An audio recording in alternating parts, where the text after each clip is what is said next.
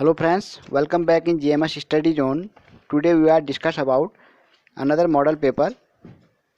This is model paper number 7 which are most important for upcoming exams. Friends, आज के video में हम एक दूसरे मॉडल पेपर के पर डिस्कस करेंगे जो मॉडल पेपर नंबर 7 है। ठीक है, इससे पहले हम जो है 6 मॉडल पेपर आपको प्रोवाइड करा चुके हैं। अगर आपने वो 6 मॉडल पेपर हमारे नहीं देखे हैं तो आप उन सारे मॉडल पेपर को आप देख सकते हैं। इस मॉडल पेपर के वीडियो के डिस्क्रिप्शन में आपको जो है उन सब का जो है डिस्क्रिप्शन में लिंक मिल जाएगा, वहाँ से आप उन सबको देख सकते हैं।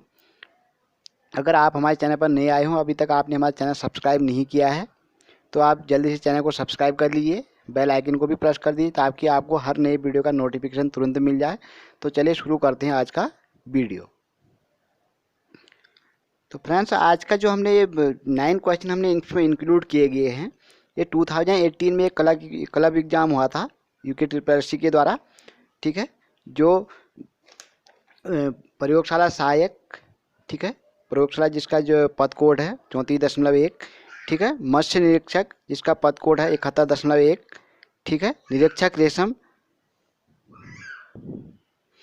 ठीक है, उसके अलावा जो 77.1 है निरीक्षक रेशम, ठीक है, उसके बाद 78.1 प्रदर्शक रेशम, ठीक है, पद कोड 79.1, पद कोड 79.1, ठीक है, यानी कि मधु विकास निरीक्षक वर्ग 2, ठीक है, और प्रयोगशाला सहायक 116, ठीक है। इन सब के लिए एक अलग एग्जाम हुआ था जिन सबका एक ही पेपर था, तो उससे हमने ये पेपर लिया हुआ है।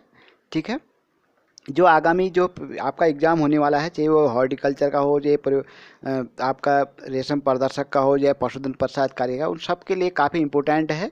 और आपको इस वीडियो में जो है इन सब का जितने भी क्वेश्चन हमने लिए हैं इन सब का डिटेल आपको यहाँ पर देंगे, फुल एक्सप्लेनेशन के साथ आपको यहाँ पर उसका आंसर हम यहाँ पर देंगे, जिससे कि आप अच्छी तरह से तैयारी कर सकें और अच्छे नोट्स भी आप यहाँ से बना सकें। आगे के जो 9 क्वेश्चन के बाद जो आगे के क्वेश्चन होंगे उनको हम अगली वीडियो में डिस्कस करेंगे। इस प्रकार आपको जो है कंप्लीट एक पेपर हम यहाँ पर प्रोवाइड कराएंगे। ठीक है, तो मिलते हैं जल्दी ही अगले वीडियो में। फिलहाल हम जो है 9 क्वेश्चन पर डिस्कस कर लेते हैं। तो शुरू करते हैं आज का वीडियो।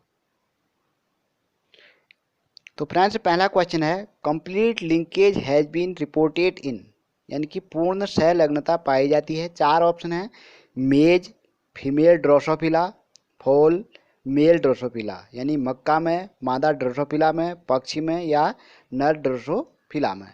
ठीक है, अब जो कंप्लीट लिंकेज होता है, ठीक, कंप्लीट लिंकेज का मतलब आप जानते हैं। कंप्लीट लिंकेज का मतलब होता है कि जहाँ पर जो जीन्स होते हैं वो जो यानी कि जो जीन्स होते हैं वो जो है एक दूसरे के बिल्कुल क्लोज होते हैं। ठीक है, यानी कि दोनों जीन जो है एक ही लोकाई पर जो है एक ही एलील, जो 2 एलील होते हैं, किसी भी जीन के 2 एलील होते हैं, वो क्रॉसिंग ओवर द कभी भी सेपरेट नहीं होते, उनको हम जो है सेपरेट नहीं कर सकते हैं। ठीक है, अब इस टाइप का जो केस होता है वो केवल मेल ड्रोसोफिला में होता है। किस में होता है? मेल ड्रोसोफिला में। ठीक है, क्योंकि वहाँ पर जो है जो रिकॉम्बिनेंट होता है, ठीक है, एलील का जो रिकॉम्बिनेंट होता है वो नहीं हो पाता है, इसलिए वो जो क्रॉसिंग ओवर द्वारा जो है बाकी सब में, चाहिए वो मक्का में हो या मादा ड्रोसोफिला में हो या पक्षी में हो, इनमें जो है उसके जो क्रोमोसोम्स हैं वो जो है क्रॉसिंग ओवर के द्वारा सेपरेट हो जाते हैं। लेकिन जो नर ड्रोसोफिला में है इसमें सेपरेट नहीं हो पाते हैं, इसलिए जो कंप्लीट जो लिंकेज होगा किस में पाया जाएगा? नर ड्रोसोफिला में। ठीक है, तो इसका जो ऑप्शन नंबर डी होगा वो बिल्कुल सही होगा। ठीक है, option number D is right answer. ठीक है, अब यहाँ पर आप समझ गए होंगे कंप्लीट लिंकेज क्या है। कंप्लीट लिंकेज वो प्रोसेस होती है या वो होता है, तब होता है जब जो है जो 2 लोकाई पर जो एलील होते हैं वो कभी भी जो है सेपरेट नहीं हो पाते हैं, यानी कि जो एक दूसरे के बिल्कुल क्लोज होते हैं। ठीक है, और इनमें जो है रिकम्बिनेंट की जो है वो कॉम्बिनेंट जो नहीं हो पाते हैं। ठीक है, रिकम्बिनेंट की जो है अब्सेंस होता है। ठीक है, यानी कि उनको सेपरेट नहीं कर सकते। कुल मिला के आपको ये समझना कि जो जीन्स जो एलील होते हैं उनको हम सेपरेट नहीं कर पाते हैं। ठीक है, और एक दूसरे के जो हैं काफ़ी क्लोज होते हैं। तो अगला क्वेश्चन लेते हैं, the geometry of hybrid orbital in d2sp3 hybridization is. d2sp3 hybridization संकरित कक्षों का आकाशीय वितरण होगा tetrahedral, octahedral, square planar and bipyramidal. ठीक है, अगर आप इसका जो है ठीक हो d2sp3, ठीक है, आप देखो d2sp3 में नंबर ऑफ हाइब्रिड ऑर्बिटल कितने हैं? p के तो यहाँ पर 3 हैं। ठीक है, उसके बाद s का 1 है और d के 2 हैं, यानी कि 3 + 1 + 2, it means there are 6 hybrid orbital, 6 hybrid orbital है। इट मीन्स जो इसका जो शेप होगा ना, जो इसका जो जियोमेट्री होगी 6 होता है, तो वहाँ पर जो है कैसा होगा, ऑक्टाहेड्रल। तो इसका option number B right answer होगा, क्योंकि 6 जो है हाइब्रिड ऑर्बिटल हैं, 6 का मतलब वो ऑक्टाहेड्रल में होंगे। ठीक है, इसका मतलब कैसे होंगे अभी मैं शेप बना के दिखा देता हूँ आपको। ठीक है, इस टाइप के 2 2 4 2 6 इस टाइप का शेप होगा इसका। ठीक है, ऐसा ऐसा ऐसा 1 2 3 4 5 6। ठीक है, यानी कि हम दोबारा यहाँ पर बना देता हूँ। ठीक है, एक यहाँ पर, एक यहाँ पर, 2 हो गए, 2 4 हो गए और 2 6 हो गए। तो टोटल इस टाइप ऑक्टाहेड्रल शेप होगा इसका। ठीक है, तो ऑप्शन नंबर बी यहाँ पर राइट आंसर होगा। ठीक है, अब अगला क्वेश्चन देखते हैं। From the following in India tropical rain forest are found in, निम्न में से भारत में उष्ण कटिबंधीय सदाबहार वन पाए जाते हैं।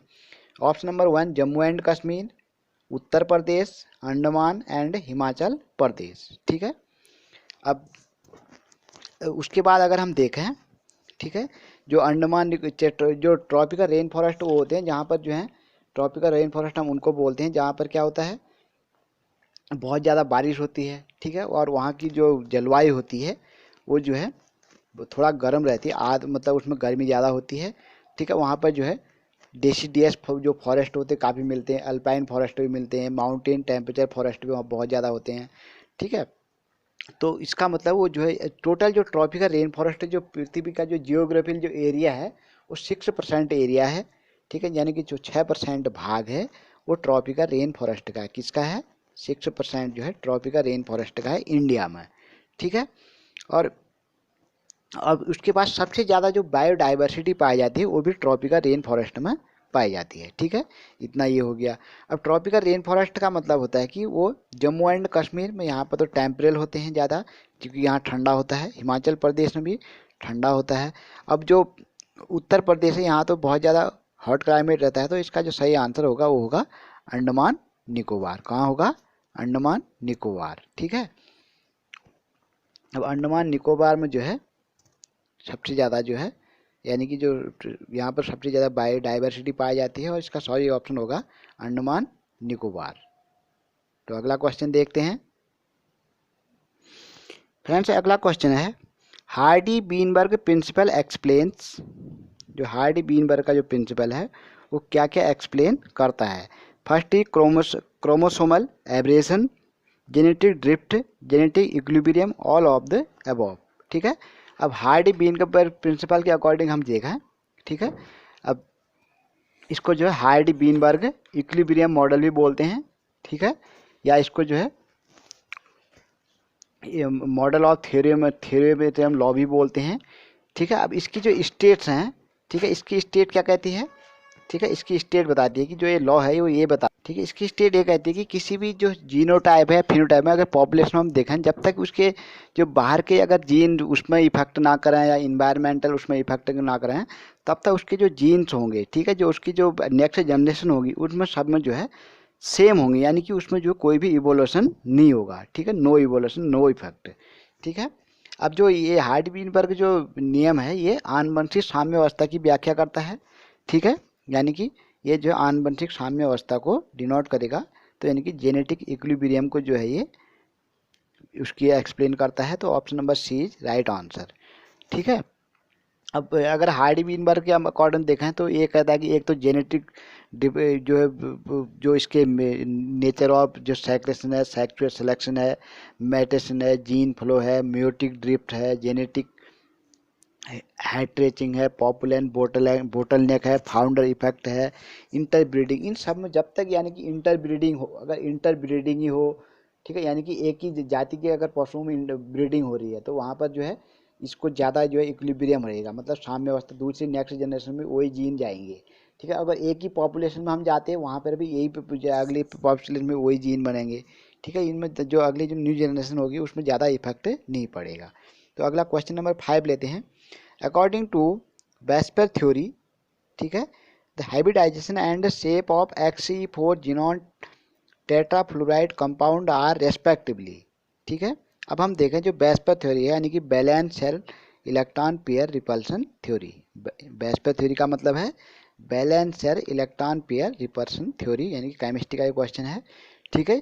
जिनॉन टेट्राफ्लाई यौगिक के संकरण एवं आकृति जो है क्या है, देखो sp3 and tetrahedral, dsp square and square planar, dsp3 D square and square planar, dsp3 d2 octahedral.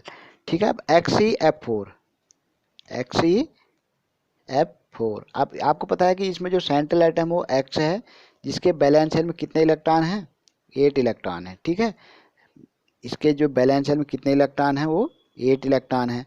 और जो इसके 8 इलेक्ट्रॉन में से जो है ये 4 हाइड्रोजन 4 जो है फ्लोरीन से जो है ये बॉन्ड बना रहे हैं। ठीक है। यानी कि 4 इलेक्ट्रॉन तो जीनॉन के जो हैं बॉन्ड बनाने पार्टिसिपेट कर रहे हैं, 4 इलेक्ट्रॉन नहीं कर रहे हैं। इसका मतलब इसमें 2 लोन पेयर होंगे। ठीक है, 2 लोन पेयर होंगे और 4 जो है इसमें बॉन्ड पेयर होंगे। अब 2 लोन पेयर होंगे तो 2 लोन पेयर को हमने यहाँ पर शो कर दिया है, बाकी जो 4 होंगे वो जो होंगे, अब इसका जो हाइब्रिडाइजेशन होगा वो तो sp3 होगा। कैसा होगा, sp3। ठीक है। और जो इसके जो 4 हैं वो टेट्राहेड्रल शेप में रहेंगे। ठीक है, क्योंकि हम लोन पेयर जो हैं इनको हम जो है शेप और जियोमेट्री में हम जो है इंक्लूड नहीं करते हैं। ठीक है। टोटल हमारे पास जो आ रहा है वो 2 लोन पेयर आ रहा है। ठीक है, 2 लोन पेयर और 4 बॉन्ड पेयर। ठीक है। अब अगर हम जीनोन को देखें, जीनोन, अब जीनोन का अगर हम शेप बनाएं, ठीक है, जीनोन का अगर मैं शेप बनाऊं यहाँ पर, ये हो गया हमारे पास जीनोन। ठीक है, 2 तो इसमें हो गए लोन पेयर। अब देखो 4 इसमें जो है बॉन्ड पेयर है, यानी कि एक फ्लोरीन। ठीक है, उसके बाद दूसरा फ्लोरीन, तीसरा फ्लोरीन और चौथा फ्लोरीन। ये जो 4 फ्लोरीन है ये टेट्राहेड्रल में रहेंगे और 4 इसमें जो है 4 ही इसमें जो है हाइब्रिडाइजेशन में पार्टिसिपेट कर रहे हैं, 4 ऑर्बिटल। तो 4 ऑर्बिटल हाइब्रिडाइजेशन में इस जो है 4 करेंगे तो एक S में जाएगा, 3 P में जाएंगे तो sp3 हाइब्रिडाइजेशन होगा। और जो इसका जो जियोमेट्री जो शेप होगा वो ऑक्टाहेड्रल होगा। ठीक ना, सॉरी टेट्राहेड्रल होगा, sp3 टेट्राहेड्रल। तो option number A is right answer. ठीक है। अगला क्वेश्चन देते हैं, blue baby syndrome is caused by, blue baby syndrome जो होता है वो होता है करा किसके कारण होता है, कैडमियम प्रदूषण से, मरकरी प्रदूषण से, आर्सेनिक प्रदूषण से और पीने के पानी में जो है नाइट्रेट की अधिकता से। ठीक है। अब इसका अगर हम देखें जो ब्लू बेबी जो सिंड्रोम होता है, अब उसका जो रीजन होता है वो excess nitrate in drinking water, किसके कारण होता है वो, excess nitrate in drinking water, यानी कि पीने के पानी में जो है नाइट्रेट की अधिकता होने से ये रोग होता है। ठीक है। अब इसमें क्या होता है कि जो हीमोग्लोबिन है, ठीक है, हीमोग्लोबिन से जो है मेथा हीमोग्लोबिन बनता है, मेथामोग्लोबिन बनता है। इससे जो है decrease in the ability of blood to carry oxygen, यानी कि ऑक्सीजन की जो ब्लड की जो है ऑक्सीजन कैरी करने की जो पावर हो जाती है वो कम हो जाती है। ठीक है। इससे दूसरे वर्ड में हम ये भी कह सकते हैं कि इसको जो है मीथेमोग्लोबिनेमिया भी कहते हैं। क्या कहते हैं,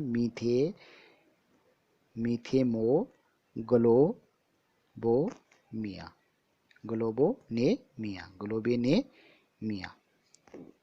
ठीक है, मीथेमोग्लोबोनेमिया। ठीक है, दोबारा लिख देता हूँ, मीथे, ठीक है, मो ग्लोबेनीमिया। ठीक है, ये एक्सेस नाइट्रेट से इन ड्रिंकिंग वाटर, यानी कि पीने के पानी में जब नाइट्रेट की अधिकता हो जाती है तब ये रोग होता है। ठीक है। अगला क्वेश्चन लेते हैं, एक सींग वाले भारतीय गैंडे को निम्न में से किसे संरक्षित किया गया है, Indian one horn rhinoceros has been protected in which of the following, Gir forest, कोवेल्ट national park, Corbett national park, Kaziranga national park, Bandipur national park. Gir वन कॉर्बेट राष्ट्रीय उद्यान, काजीरंगा राष्ट्रीय उद्यान, बांदीपुर राष्ट्रीय उद्यान। ठीक है। अब ये तो सबको पता है कि जो रिनोसेरस होते हैं, ठीक है, इसको जो है रिनोसेरस यूनिकॉर्निस भी बोलते हैं। ठीक है, यूनिहॉर्निस या यूनिकॉर्निस। तो काजीरंगा नेशनल पार्क में इसको जो है, ठीक है, उसको संरक्षित किया गया है। ठीक है, वहीं संरक्षित किया गया है इसको।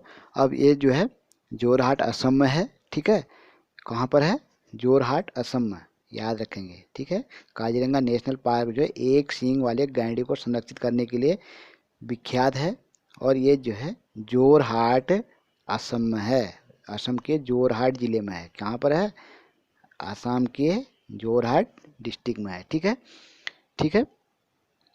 और दूसरा अगर हम और भी इसके अगर मानस जो सैनिटरी है, ठीक है, वहाँ वेस्ट बंगाल में, वहाँ पर भी इनको संरक्षित किया जाता है, लेकिन जो विख्यात है वो जोरहाट असम का जो है, ठीक है, काजीरंगा नेशनल पार्क ही इसके लिए फेमस है।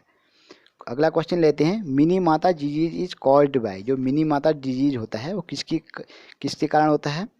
ठीक है, पीवी के कारण, यानी कि लेड के कारण, एचजी, ठीक है, मरकरी के कारण, कैडमियम के कारण, या आर्सेनिक के कारण। ठीक है, अब अगर हम बात करें, ठीक है, जो मिनी माता रोग है इसका जो पहली बार जो पता लगाया था, ठीक है, वो जापान के मिनीमाटा सिटी में जो है 1956, मिनीमाटा सिटी, जापान की एक सिटी है मिनीमाटा, 1956 में वहाँ पहली बार इसका पता लगाया गया। ठीक है, अब इंडस्ट्रियल जो वेस्ट वाटर था, ठीक है, उसमें जो है मिथाइल मरकरी के रिलीज होने से हुआ था। ठीक है, इंडस्ट्री का जो वेस्ट वाटर था उसमें मिथाइल मरकरी के रिलीज से ये हुआ। ठीक है, वहाँ पर एक कॉरपोरेशन था, सिस्को कॉरपोरेशन। कौन सा कॉरपोरेशन? Cisco corporation. ठीक है, और एक केमिकल फैक्ट्री थी वो। अब इसलिए इसको जो कई कई कई लोग इसको जो है कई बुक में आपको जो है चिस्को मिनीमाटा डिजीज भी कहा जाएगा, चिस्को मिनीमाटा डिजीज भी कहा जाता है। ठीक है, और इसमें जो है न्यूरोलॉजिकल सिंड्रोम पैदा होते हैं, यानी कि जो बच्चों की जो या जो ब्रेन होता है वो अच्छी तरह काम नहीं कर पाता है। अब रोग के जो लक्षण होते हैं क्या होते हैं? ठीक है, एक तो इसमें जो है अटैक्सिया हो जाता है। ठीक है, ठीक है, numbness in hand and feet, जो पाँव और हाथ होते हैं दुर्बल हो जाते हैं, जनरल मसल से उसके वीकनेस हो जाती है, सुनने में दिक्कत आती है, डीपनेस जिसको बोलते हैं। ठीक है, और ये जो है एच यानी मरकरी की अधिकता से होता है। किसके कारण होता है? मरकरी की अधिकता से, यानी कि जो पारा होता है, ठीक है, एच जी, ठीक है, उसके मरकरी से अधिकता से होता है। ठीक है, तो इसलिए इसमें मिनीमाटा रोग, यानी कि मिनीमाटा रोग इसलिए कहा गया कि जापान की एक सिटी थी मिनीमाटा सिटी, 1956 में इसकी खोज हुई। तो आज का लास्ट क्वेश्चन लेते हैं, डीएनए से एमआरएनए के संश्लेषण को कहते हैं। ठीक है, ठीक है, अब इसका अगर हम देखें, डीएनए से जब एमआरएनए बनता है, ठीक है, तो उसको क्या बोलेंगे? ठीक है, अब इसके 4 ऑप्शन हैं, transcription, translation, transduction and transformation. ठीक है, अब इसको जो है ट्रांसलोकेशन बोलेंगे, ठीक है, या ट्रांसक्रिप्शन बोलेंगे, ट्रांसलेशन बोलेंगे, ट्रांसफॉर्मेशन बोलेंगे। ठीक है, डीएनए से एमआरएनए का बनना। ठीक है, अब अगर मैं देखूं, ठीक है, डीएनए से एमआरएनए का बनना, ठीक है, अब इसमें कई चीज़ें हैं। अब डीएनए से जहाँ पर, ठीक है, इसका जो सही आंसर होगा वो होगा ट्रांसलेशन। कौन सा सही होगा? ट्रांसलेशन। ठीक है, अगर मैं इसकी आपको बताऊं, जहाँ पर डीएनए से, अगर डीएनए से आरएनए अगर कहीं पर बनता है, ठीक है, डीएनए से आरएनए की deoxyribose nucleic acid, ribose nucleic acid यहाँ पर बनता है, उसको ट्रांसक्रिप्शन बोलते हैं। क्या बोलते हैं? ट्रांसक्रिप्शन। ठीक है, जब एमआरएनए से प्रोटीन का बनता है, यानी कि मैसेंजर राइबोसोमल एसिड जो है, न्यूक्लिक एसिड से अगर प्रोटीन बनता है तो उसको ट्रांसलेशन बोलते हैं। ठीक है, अब डीएनए से अगर डीएनए बनता है, यानी कि डीएनए से दूसरा भी डीएनए अगर बनता है तो उसको जो है डुप्लीकेशन या रिप्लिकेशन बोलते हैं। अगर आरएनए से डीएनए बनता हो तो उसको जो है रिवर्स ट्रांसक्रिप्शन बोला जाता है। और एमआरएनए से अगर अमीनो एसिड बनता है तो उसको ट्रांसलेशन बोलते हैं। ठीक है, ठीक है, एमआरएनए से अमीनो एसिड बनना, ठीक है, या एमआरएनए से डीएनए से भी एमआरएनए बनता है, उसको भी ट्रांसलेशन बोला जाता है। तो ये था दोस्तों आज के कुछ इंपॉर्टेंट क्वेश्चन। इससे आगे क्वेश्चन हम अगले वीडियो में आपको प्रोवाइड कराएंगे। मिलते हैं अगली वीडियो में। Thank you for watching.